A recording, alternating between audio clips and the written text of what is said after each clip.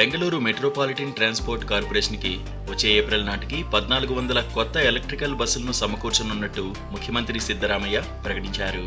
తొలి దశలో సిద్ధమైన 100 ఎలక్ట్రికల్ బస్సుల సంచారానికి ఆయన విధాన సౌధ ప్రాంగణంలోని ఉప ముఖ్యమంత్రి డీకే శివకుమార్తో కలిసి పచ్చజెండా చూపారు. ఈ సందర్భంగా సీఎం మాట్లాడుతూ ప్రతినిత్యం 40 లక్షల మంది మహిళలు బీఎంటీసీ బస్సుల్లో కుల మతాలు భాషలకు అతీతంగా ఉచిత ప్రయాణం చేస్తున్నారని అన్నారు.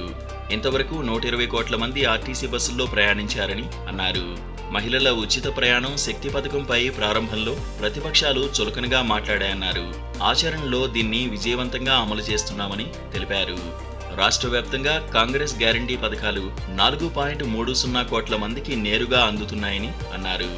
రవాణా శాఖ మంత్రి ఆర్ రామలింగారెడ్డి మాట్లాడుతూ Tata Motors smart city mobility solutions సంస్థ రూపొందించిన ఈ ఎలక్ట్రికల్ బస్సులు 12 మీటర్ల పొడవు ఉంటాయన్నారు. సింగిల్ బ్యాటరీ ఛార్జ్తో 200 కిలోమీటర్ల మేర నిరాటంకంగా పనిచేస్తాయన్నారు. వీటిలో 35 మంది ఆసీనులయ్యే అవకాశం ఉందని 3 సీసీటీవీ కెమెరాలు కూడా ఉంటాయన్నారు. మిగిలిన 1300 ఎలక్ట్రికల్ బస్సులు కూడా త్వరలోనే సిద్ధం చేయనున్నట్టు సంస్థ భరోసా ఇచ్చిందన్నారు. కాగా దేశంలో మరెక్కడా లేని విధంగా ఆర్టీసీ ఉద్యోగులకు 1.20 కోట్ల రూపాయల బీమా పథకాన్ని ప్రవేశపెట్టామన్నారు. కొత్తగా ప్రవేశపెట్టిన 100 ఎలక్ట్రికల్ బస్సులు Koramangala, Kadugodi, Sarjapura, Electronic City, Anekal, Bannerghatta National Park, Chandapura, Attibele, Harohalli తదితర ప్రాంతాల్లో సంచరిస్తాయన్నారు.